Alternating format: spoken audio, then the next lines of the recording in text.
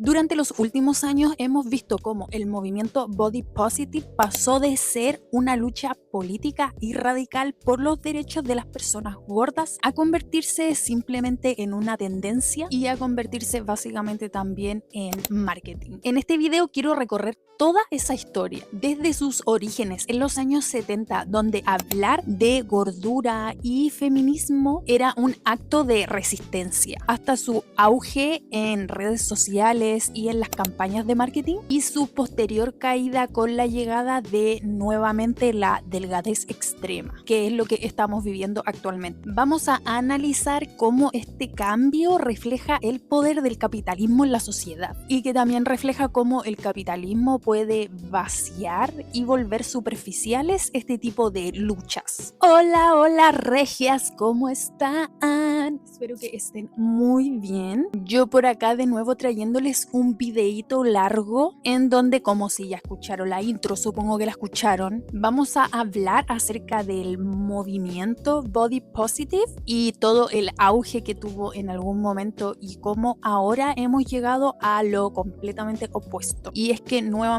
está de moda la delgadez extrema. Entonces vamos a analizar toda la historia del movimiento, su auge y caída y cómo es que ahora, según estudios que se han realizado, el body positive o las modelos plus size, etcétera, están ya pero en una caída enorme. Así que eso, espero que les guste mucho este video. Comencemos.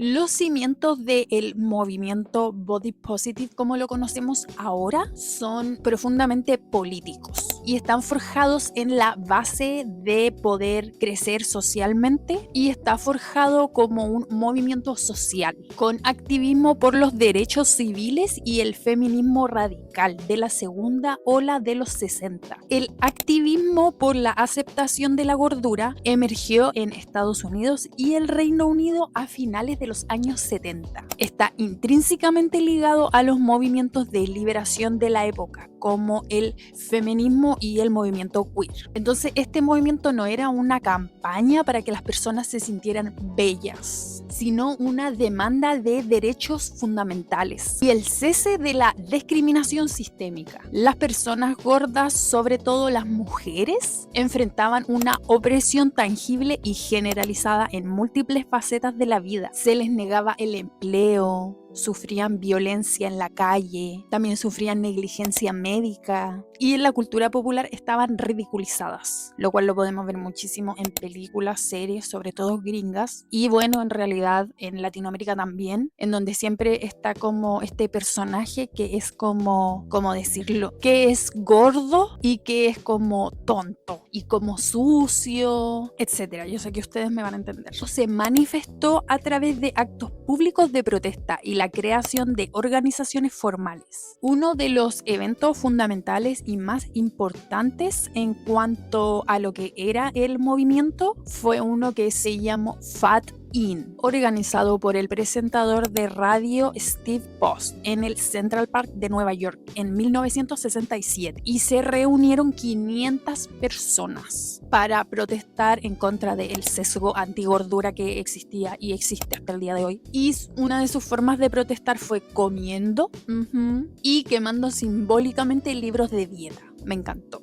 Y también ocurrió que se quemaron fotos de la supermodelo que estaba en ese momento muy en auge, que era Twiggy, que ella también era súper delgadita. Entonces obviamente se entendía como que ella era uno de los modelos a seguir en ese momento de la sociedad femenina. Una modelo bellísima, muy delgada. Luego, en la década de los 70 surgieron movimientos muchísimo más radicales, como uno llamado Fat Underground en Los Ángeles, Estados Unidos. Este colectivo estaba compuesto mayoritariamente por feministas radicales y lesbianas, que de cierta forma veían ya sus luchas personales de ser mujer y de ser mujer lesbiana como una aliada contra este sesgo antigordura, y también luchas contra otras opresiones sistémicas, incluyendo el clasismo, el sexismo y también el feminismo radical de la segunda ola del feminismo. Proporcionó un marco ideológico crucial social, ya que las feministas identificaron la cultura de la dieta y la obsesión por la delgadez como mecanismos de control patriarcal, diseñados para mantener a las mujeres preocupadas por sus cuerpos, limitando así su energía, recursos y participación en la esfera pública, lo cual pasa hasta el día de hoy. Desde esta perspectiva, la gordura no era un fracaso personal, sino un acto de resistencia política contra un sistema que exigía la conformidad física de las mujeres y que les exigía verse de cierta forma. La diferencia fundamental entre el movimiento original y su encarnación posterior radica en que el foco se desplazó desde lo político a lo estético, y con el tiempo el lenguaje del movimiento cambió por completo. En sus inicios se hablaba de derechos, discriminación y liberación, porque era una lucha política. Hoy, en cambio, el discurso gira en torno a esta narrativa del amor propio, y aunque suene bonito, ese cambio fue radical. Ese cambio hizo que el movimiento perdiera su fuerza política y dejó de cuestionar al sistema y empezó a enfocarse en cómo cada persona se siente consigo misma, y pasó de ser una causa colectiva a algo individual, que eso es lo que mató a la sociedad, el individualismo. Y también por lo mismo se volvió más emocional y se volvió un producto más fácil de vender. Lo que antes incomodaba al status quo terminó vendiéndose como algo rentable. Entonces, más que hablar de la muerte del body positive, hay que hablar del final de su versión comercial, porque el activismo gordo sigue resistiendo. La transición del activismo por la aceptación de la gordura a lo que hoy se conoce masivamente como body positive fue catalizada por la llegada de las redes sociales. Y alrededor del 2012 a comienzos de los 2010, el término body positive comenzó a eclipsar al más antiguo y políticamente cargado, que era el nombre Fat Acceptances, que es como aceptación de la gordura. Y este nuevo término, el body positive, era intencionadamente mucho más amplio y menos confrontacional, y en lugar de enfocarse en específicamente la lucha contra la discriminación de los cuerpos más marginados, promovía un mensaje universal de aceptación para todos los cuerpos. Esta aparente inclusividad tuvo un efecto paradójico. Al ampliar el paraguas, diluyó el enfoque radical en aquellos que sufrían la opresión más severa. Entre el 2011 y el 2012, las redes más famosas eran Tumblr y Instagram, que era como los comienzos de Instagram, y estas redes sociales se convirtieron como en el principal foro para el movimiento body positive, que se transformó finalmente en un fenómeno estético y viral. Inicialmente, estos espacios digitales ofrecieron un refugio y una comunidad para personas cuyos cuerpos habían sido invisibilizados o ridiculizados por los medios tradicionales, lo que hablábamos anteriormente que pasaba con las películas y series, que estaba este estereotipo de persona gorda, sucia. Sin embargo, la propia arquitectura de estas redes sociales contenía la semilla de la futura dilución del movimiento. La lógica algorítmica de Instagram está diseñada para maximizar la interacción y tiende a priorizar el contenido que es visualmente atractivo para la audiencia más amplia posible. Entonces siempre las imágenes que se van a hacer como más virales o más famosas, que van a tener más likes, van a ser las que se alinean con los estándares de belleza convencionales. Entonces estos tienen muchísima más probabilidad de ser promocionadas en las plataformas, y esta dinámica creó como una presión interna para que el movimiento presentara una versión más amigable como con todos, y también una versión más vendible de la diversidad cultural. Entonces, con el tiempo, las imágenes de mujeres blancas, cisgénero y con una figura curvy, que son mucho más socialmente aceptables, comenzaron a hacerse más virales como dentro de este movimiento body positive, y se fue desplazando gradualmente a los cuerpos más grandes. o discapacitados, trans o racializados que habían sido los pioneros del movimiento, lo cual pasó mucho y no sé si ustedes también se daban cuenta que a mí me pasaba que veía como estas campañas en donde supuestamente usaba como modelos plus size y en realidad no eran nada de plus size y obviamente eran hermosas, así como de rostro. Entonces este curvy es mucho más socialmente aceptable y ese fue el que se empezó a vender. Y obviamente a medida que el movimiento body positive ganaba relevancia en las redes sociales y cada vez era más potente, las marcas se dieron cuenta de esto y se dieron cuenta que se podía comercializar. Y lo que comenzó como un movimiento político se transformó en una estrategia de marketing de las más grandes de la década. Las corporaciones adoptaron el lenguaje de la inclusividad, la diversidad y el amor propio, pero este abrazo rara vez fue un acto de convicción ideológica. Fue en su mayor parte una decisión calculada para capitalizar un cambio cultural y expandir su base de consumidores compradores, ya que obviamente, como era de esperarse, el principal motor detrás de la adopción del body positive fue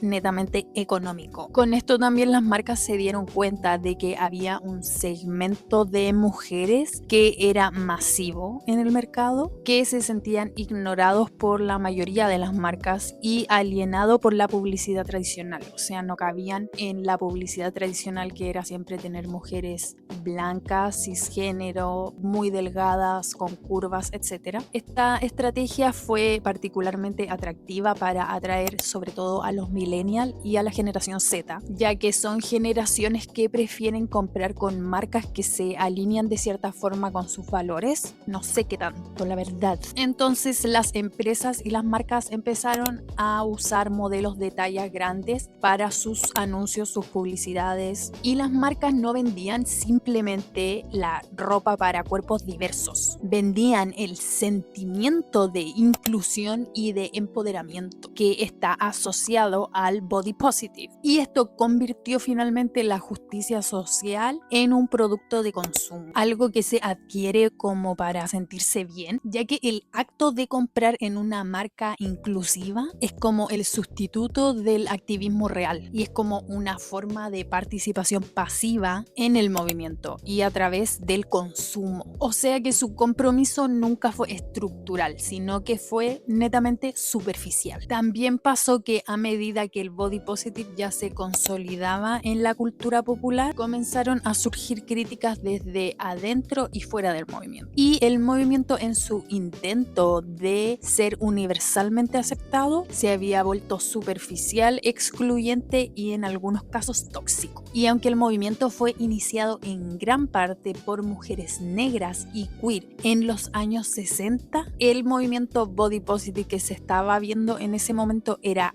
más que nada de mujeres blancas, cisgénero, hegemónicamente bonita y socialmente atractiva, socialmente muy aceptado, y en sus inicios era algo completamente diferente. Y este fenómeno revela una paradoja central, y es que el movimiento se convirtió en lo que juró destruir, ya que su objetivo original era abolir la jerarquía de donde ciertos tipos de cuerpos son considerados más valiosos o bellos que otros. Sin embargo, al centrar su discurso más en la belleza y en la estética, se vio obligado a operar dentro de esta lógica de la estética, que inherentemente busca un ideal. Y ya a mediados del 2020 el péndulo cultural no solo se ha detenido, sino que se ha ido violentamente hacia la dirección completamente opuesta de lo que era el body positive, hacia una nueva glorificación de la delgadez. Y es que el cambio cultural más visible en los últimos años ha sido el resurgimiento de modas y de estética que privilegian la delgadez extrema.